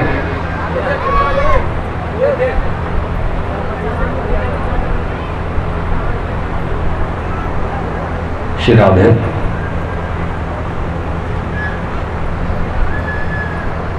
वहां बहुत से धोबी कपड़ा धो के जो सूख गए उनको गढ़ी कर रहे, इकट्ठे कर रहे कपड़ा को। उन धोबीन में एक राजा कंस को धोबी भी हतो और वाको नाम हो रजक। रजक, हाँ गजक मत समझियो, रजक नाम हतो। ठाकुर जी सीधे भाई के पास पहुंचे। हाँ भैया धोबी, हमारे ग्वालवाल मंडली को वस्त्र पहनाओ। धोबी बोलो तू कौन है भैया? बोले मैं कन्हैया। तो बोले कन्हैया तो मैं क्या करूं, ये तू पता कौन से बात कर रहे हो? मैं राजा कंस को धोबी। बड़े आदमी के जो नौकर हो ना, बिन्ने बड़ो अहंकार हो, बड़े आदमी तो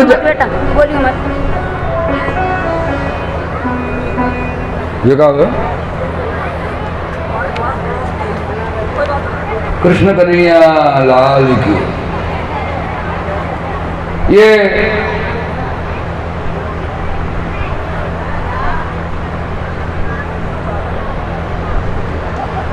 कहाँ था मैं अभी? कहाँ था? कंस का धोबी। हाँ, कंस का धोबी। बोले भैया तुम कन्हैया हो तो मैं क्या करूं? मैं तो कंस का धोबी हूं, महाराज का धोबी। और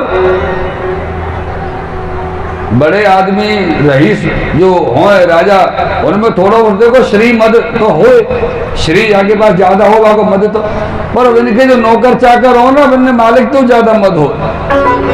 हाँ बोले मैं कंस को धोलूं। ठाकुर जी बोले तू काहू को होए, तू जाने मैं कौन हूं? तू कौन है? बोले मैं वह कंस को भांजो, मैं महाराज कंस को भांजो। और एक बात तो पतो है कि ना है? बोले कहा कि मामा के उतरे कपड़ा भांजो पहने तो भांजे की उम्र लंबी हो, ला कपड़ा ला। बड़े बूढ़े ने किसी अकल सिखा दी ठाकुर जी ने बाबू। वो तो अड़गो नहीं दूंगा, ठाकुर जी नहीं। एक हाथ मारो वाके कान पे, गर्दन टूट के अलग गिर गई, गर्दन ही टूट गई एक ही हाथ में। और राजा के धोबी की ऐसी हालत, तो बाकी धोबी बाप रे छोड़ छोड़ के भाग गए साहब। भैया जा जितना चाहिए ले जाओ, कपड़ा पहनो, हमारी जान बख्शो। जब राजा को धोबी को ना बख्शो तो हमारी क्या? ठाकुर जी ने कंस के वस्त्रन की गठरी खोली और ग्वाल वालन से कही भैया अपने अपने हिसाब से वस्त्र निकाल लो, पहन लो, बढ़िया धुले हुए साफ राजा के वस्त्र। और राजा तो कंस तो बड़ो लंबो तगड़ो होतो साहब, ये बेचारे छोटे छोटे ग्वाल वाल। पर कंस के जो पाजामा हो एक एक पाजामा की बाजू में दो दो छोरा घुस गए, भरो बड़ी पाजामा की बाजू।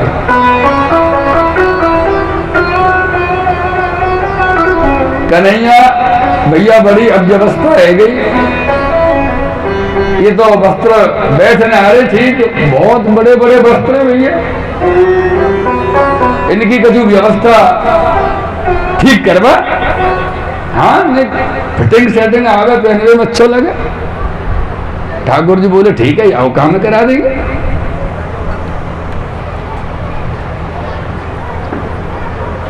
ये ठाकुर जी ग्वाल वालन को लेके, एक दर्जी हो मथुरा में, दर्जी जो कल के आयोजन के वस्त्रन की तैयारी महीनान से कर रहे हो, कंस की व्यवस्था पूरी शिलवी की। ठाकुर जी अपने ग्वाल वालन को उन वस्त्रन ने लेके के पास पहुंचे, और जैसे ही माने ठाकुर जी को देखियो, अरे कन्हैया खड़ा है गो अपनी गादी से और बोले महाराज आज्ञा, बोले हमारे ग्वाल वालन के वस्त्र ठीक करने। बोले महाराज अब आपको ही काम होगा, सब हटाओ बगल से, कंस को है जाओ नहीं हो, पहले आप वो हो। ठाकुर जी के जो वस्त्र लाए ग्वाल बाल उठा के सबन को दर्जी ने अपनी पूरी लेबर लगा दी, थोड़ी सी देर में तो सब काट छाट करके सिल के तैयार। ये लो भैया, अब वस्त्र तो बढ़िया बढ़िया पहन लिए। जब वस्त्र पहने तो ग्वाल बाल बोले लाला कन्हैया,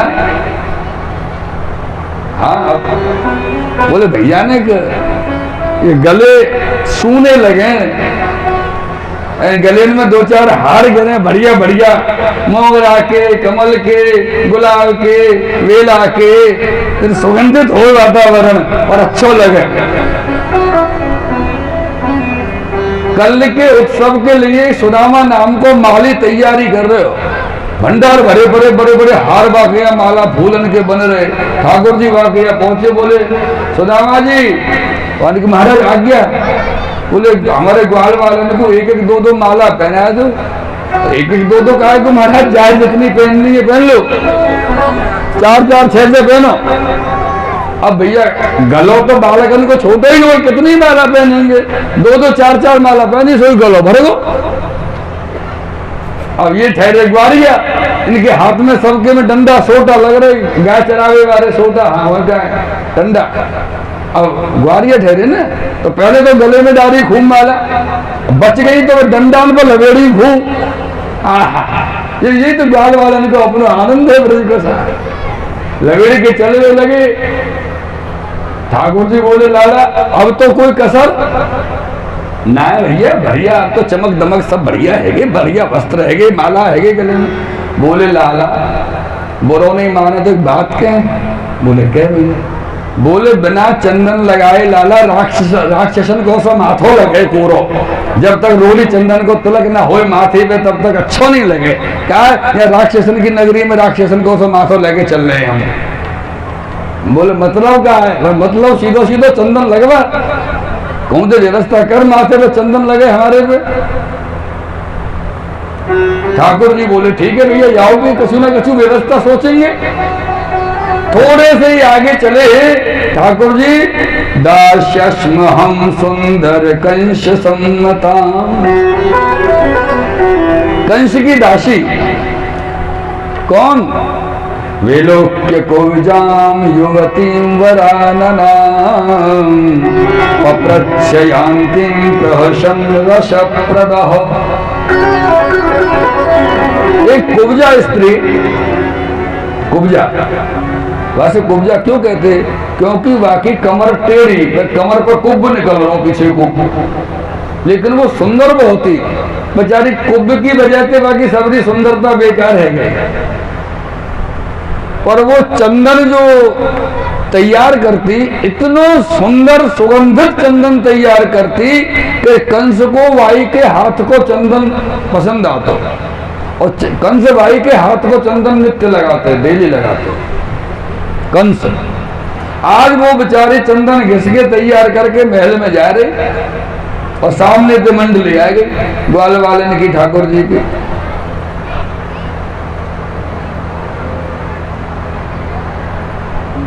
जब ये आई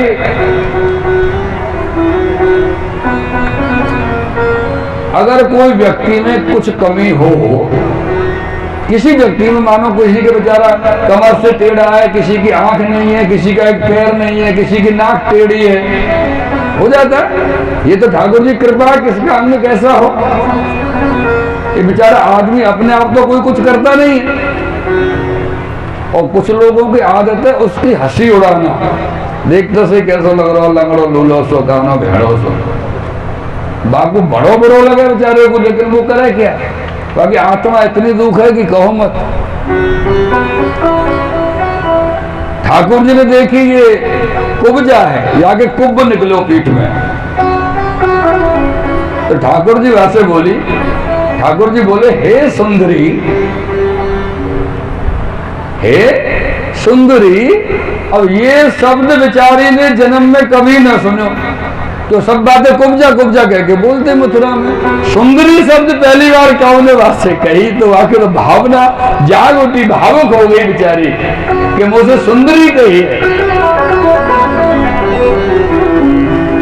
जब सुंदरी स्वर वाके कान में पड़े हो, तो मैंने नजर उठा के ऊपर को देखो कौन है, तो वहां तो श्याम सुंदर विराजे हैं। अरे ठाकुर बोले, आप गोकुल से, मथुरा से गोकुल से पधारे हैं। हाँ, नंद बाबा के लाला। तो वो भी समझ गई, बोले मुंह को क्या आ गया प्रभु। बोले ये थोड़ा सा चंदन हमारे ग्वाल वालन के माथे पे नेक लग जाए तो अच्छा। बोले महाराज, आज से ये चंदन आपके लिए ही घिसो जाएगा। अब कंस को चंदन घिसनो बंद, क्योंकि सबकी अंतरात्मा मान गई थी कि आज कंस की आखिरी रात्रि है।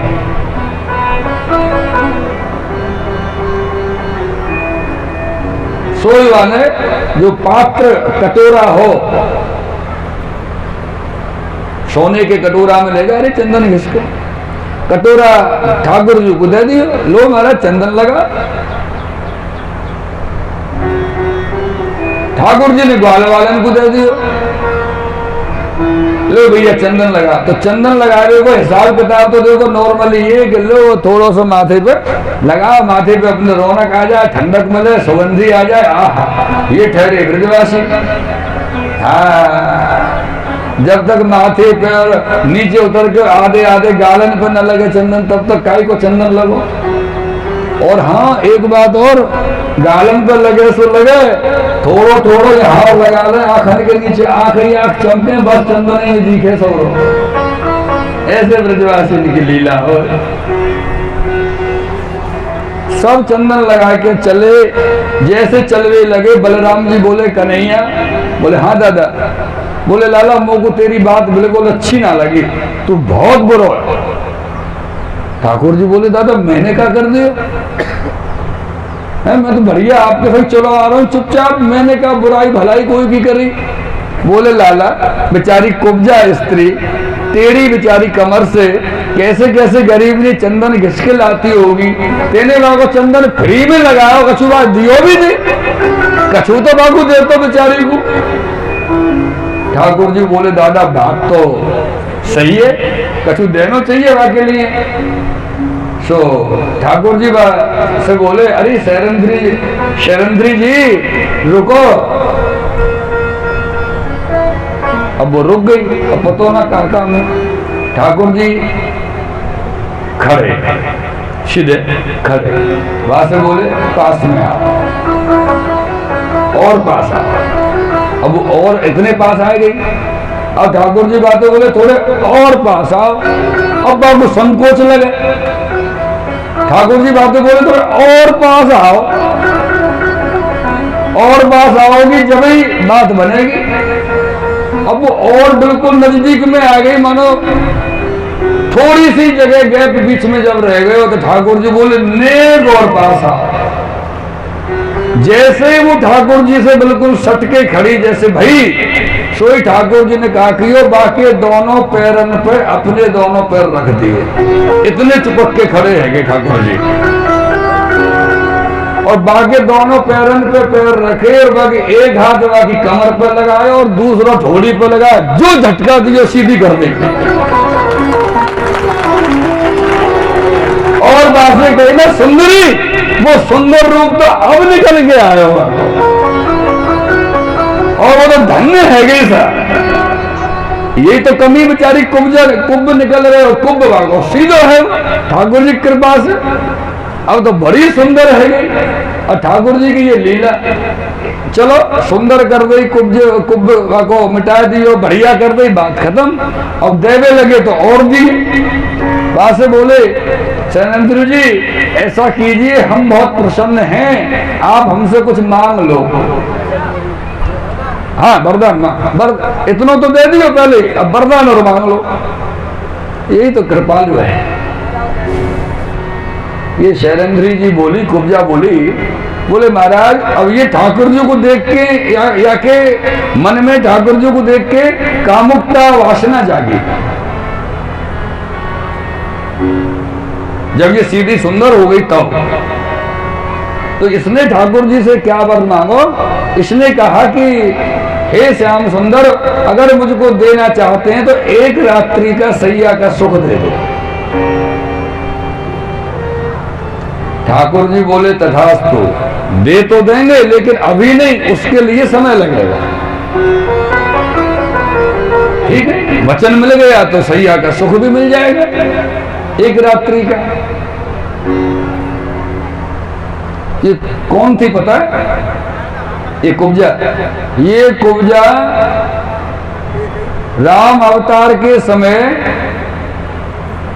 ऐरावण की, जो जल के अंदर रावण रहता था, ऐरावण था ना, वो ऐरावण की पत्नी निद्रा देवी थी, जो राम जी को उठा करके पाताल में ले गया था ऐरावण। और जब हनुमान जी लेने गए तो उसकी पत्नी ने हनुमान जी से वचन ले लिया था कि तेरे राम जी को मेरी सैया पे लेके आ, तेरे राम जी को मेरी सैया पे लेके आ तो राम जी का ठिकाना बताऊं। हनुमान जी ने वचन भी, हनुमान जी जानते थे कि मेरे प्रभु मर्यादा पुरुषोत्तम में एक पत्नी व्रत है, फिर भी वचन दे दिया। और जब छुड़ा के लाए तो राम जी से कहा कि महाराज मैं ऐसे ऐसे वचन दे के आया हूं आपको पाने के। राम जी बोले क्या हुआ, तुमको पता नहीं था मेरा एक पत्नी व्रत है, मर्यादा पुरुषोत्तम का मेरा स्वरूप है। बोले वो मुझे कुछ नहीं पता, पूरा करना नहीं करना आप जानो, मैंने तो वचन दे दिया। तो राम जी ने कहा भाई मर्यादा की रक्षा तो करनी पड़ेगी। हनुमान जी पहले ही पहुंचे, और जो एक कीड़ा होता है ना, कौन सा जो लकड़ी को खा जाता है अंदर से, हाँ, उसकी जो सैया जी थी, लकड़ी के बना हुआ जो पलंग, जो भी सैया रही होगी ऐरावण की पत्नी की, उसको जाकर के हनुमान जी ने बहुत जल्दी जल्दी अंदर से पोला कर दिया। जैसे राम जी ने पैर उठाना चाहा वो पहले ही टूट गई सैया, टूट गई, राम जी पीछे हट गए। तो उसने कहा महाराज दूसरी सैया जी है। राम जी बोले 10 वचन थोड़ी दिए, एक ही वचन दिए हो ना, टूट गई तो हम क्या करें, अपनी मर्यादा बचाई। तो इसने राम जी को शाप दिया निद्रा देवी ने कि आप जब भी आपकी भगवत चर्चा होगी वहां पर मेरा प्रवेश जरूर होगा। तो जो लोग भगवान के चरणों में अनन्य भाव नहीं रखते हैं, भागवत की कथाओं में, भगवान राम की कथाओं में, सत्संगों में, उन लोगों को निद्रा देवी अवश्य सताती है, ये उनका शाप है। तब राम जी ने कहा कि देवी मुझे क्षमा करें, इस जन्म में, इस प्रागत्य अवतार में मेरी मर्यादा की लीलाएं, मैं मर्यादा में हूं। कृष्णावतार में आऊंगा, जब मैं लीला पुरुषोत्तम के रूप में आऊंगा तब तुम्हारा मनोरथ पूरा करूंगा। तो इसने यहाँ इस जन्म में भी वही मांगा, एक रात्रि का सैया सुख। कृष्ण भगवान ने, ठाकुर जी ने कहा कि तथास्तु। ठाकुर जी आगे पधारे, आगे जो धनुष की पूजा होनी थी, यज्ञ होना था, उसको देखा, वहां दर्शन करने गए। दोनों भाई धनुष को देख रहे थे। अब बलराम जी बड़े और ठाकुर जी छोटे, और रामावतार में राम जी बड़े, लक्ष्मण जी छोटे। इधर लक्ष्मण जी बलराम जी बन के आए, क्योंकि वो लक्ष्मण जी शेषावतार थे या बलराम जी शेषावतार हैं। ठाकुर जी बोले भैया दादा ये धनुष को तोड़ दे। बलराम जी बोले तोड़ दो, वहां में क्या। तो ठाकुर जी बोले ऐसा करो, तुम बड़े हो, पहले तुम्हें तोड़ दो। बलराम जी बोले वारे कन्हैया जब रामावतार में विवाह होना जब तो खुद आगे गए हो हैं? और जब यहाँ पे सब घेर के मार पड़ेगी हम वो आगे कर रहे हो। ये हास्यात्मक लीला रस की कथा है, ऐसा है नहीं। जब ये ठाकुर जी धनुष को उठाए हो, धनुष टूट गए हो, उठावे में टूट गए। रात्रि को सब ग्वालवाल अपने मुकाम पे आए, प्रातः काल भयो, सब वहां से जहां कार्यक्रम होना वहां पधारे। तो पधारने से पहले दरवाजे पे कंस ने एक कुबलया पेड़ नाम के हाथी को खड़ो करा दी और बापे महावत बिठाए थे। एक कुबलया पेड़ नामक हाथी। ठाकुर जी ग्वालवाल अपने संग में आए तो वह कुबलया पेड़ के महावत से कही, अरे भैया महावत, यह हाथी को थोड़ो बगल से कर ले तो हम निकल जाए भीतर मामा जी के पास। महावत बोला, ये नहीं हटेगा,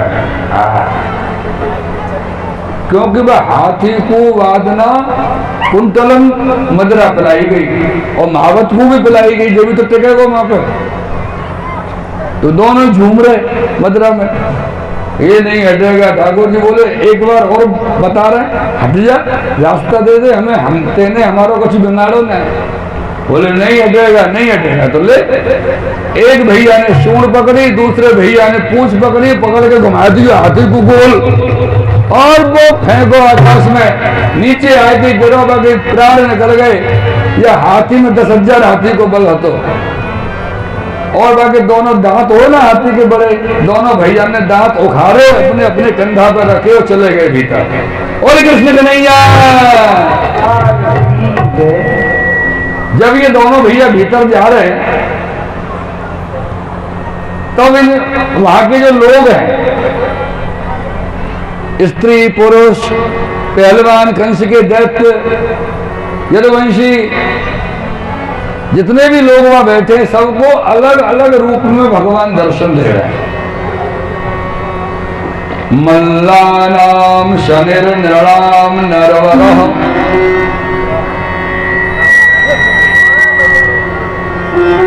वहां जो कंस के योद्धा पहलवान बैठे थे, पहलवान लड़ने के लिए भगवान से, उनको कैसा दर्शन हो रहा है? भगवान कैसे रूप में दिखाई दे रहे हैं? मल्लानाम शनिर नृणाम नरवरः। उनको ऐसा लग रहा है जो पहलवान लड़ने के लिए पहले से तैयार थे कि सामने से पर्वत चला आ रहा है। अब पर्वत से कोई क्या लड़ेगा? घबरा गए बेचारे पहले भगवान को देख के। नरवरो, बड़ा बड़ा योद्धा, बड़े तगड़े योद्धा नरश्रेष्ठ चले आ रहे हैं। स्त्रीणाम स्मरो मूर्तिमान, और जो मथुरा की स्त्रियां हैं उन सबको ऐसा दिखाई दे रहा मानो साक्षात कामदेव चला आ रहा हो। स्त्रीणाम स्मरो मूर्तिमान, गोपानाम स्वजनो शतां क्षितिभुजां शास्तां स्वपेत्रो शिशु। जो ग्वालवाले लाला के संग में, उनको अपनो ग्वालवाले दिखाई दे रहे हो और नंद बाबा को तो अपनो कन्हैया लाला दिखाई दे रहे हो। मृत्युर्भोज पतेर विराट विदुषा तत्त्वं परम योगिना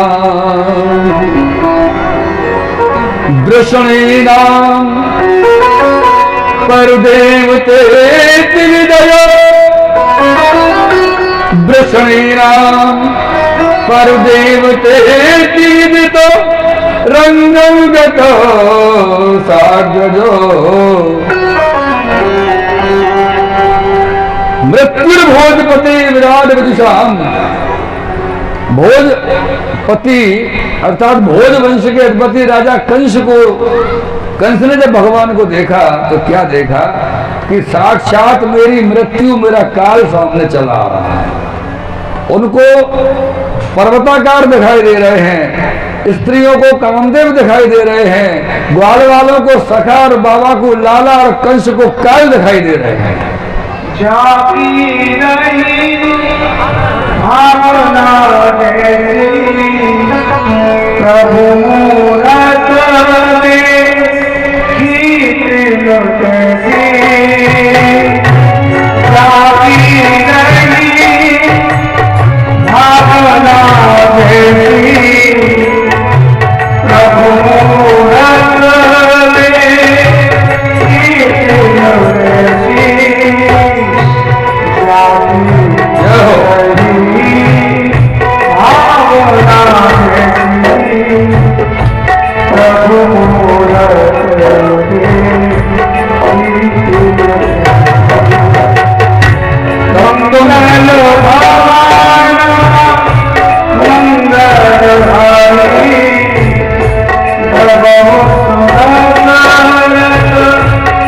कीर्तन कैसी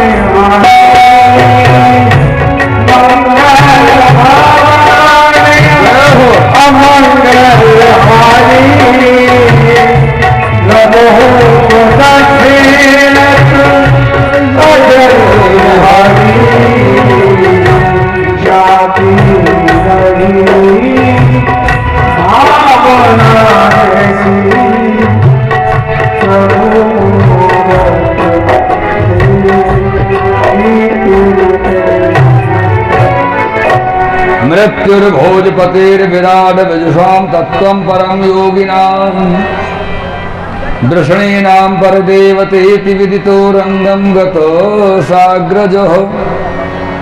कंस को मृत्यु दिखाई दे रही है और वहां जो योगी जन बैठे हुए हैं सभा में उनको अपना तत्व दिखाई दे रहा है कि योगियों का तत्व है। दृषणीनां परदेवतेति विदितो, जो वृषणी वंशी हैं भगवान कृष्ण के जो अपने कुल कुटुंब वाले हैं उनको दिखाई दे रहा है कि हमारा रखवाला आ गया, अब हमको कोई फिक्र नहीं। रंगम गतो साग्रजो, इस प्रकार से सभी को दर्शन देते हुए श्री बालकृष्ण लाल और कंस के रंगमंच पर पधारे हैं।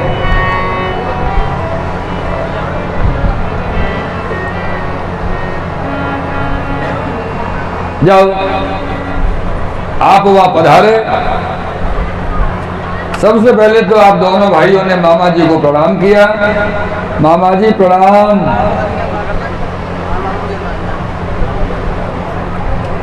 मामा जी की स्थिति तो पहले से ही खराब।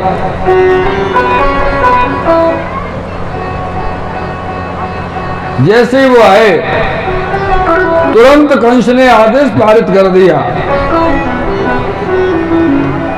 चारों ओर मुष्टि, जाओ पकड़ लो, मारो उनको। आससादाथ चारूरम मुष्टिकम रोहणी सुतम। चारूर नाम का जो पहलवान दैत्य था कंस का, वो भगवान कृष्ण से लड़ाई करने लगा और मुष्टिक बलराम जी से, रोहड़ी सुत बलराम जी से करने लगा। ठाकुर जी ने क्या किया, चारूर को पकड़ा, एक पछाड़ लगाई, प्राण निकाल दिया। ज्यादा समय नहीं है, बहुत लोग बैठे, बहुत का उद्धार करना आया था कंस की सभा में। बलराम जी अखाड़बंदी है, हाँ उनकी आदत ही थोड़ी कुश्ती करने को शौक है, ये सब शौक है अपने अपने। तो बलराम जी को कुश्ती पहलवानी को शौक ज्यादा हो, ठाकुर जी को ज्यादा शौक कुश्ती पहलवानी को ना हो। वो तो ये आओ और कल्याण करो और आगे बढ़ो, दूसरे आ जाओ।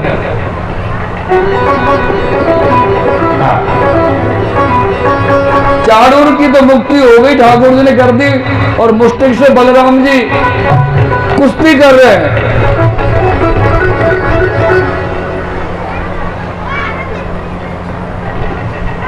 ये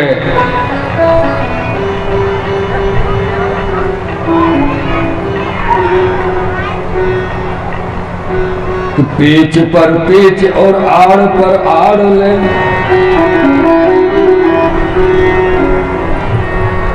जो लोग अखाड़बंदी करें वो जाने दाप पे चलने भैया, बाकी कौन जाने।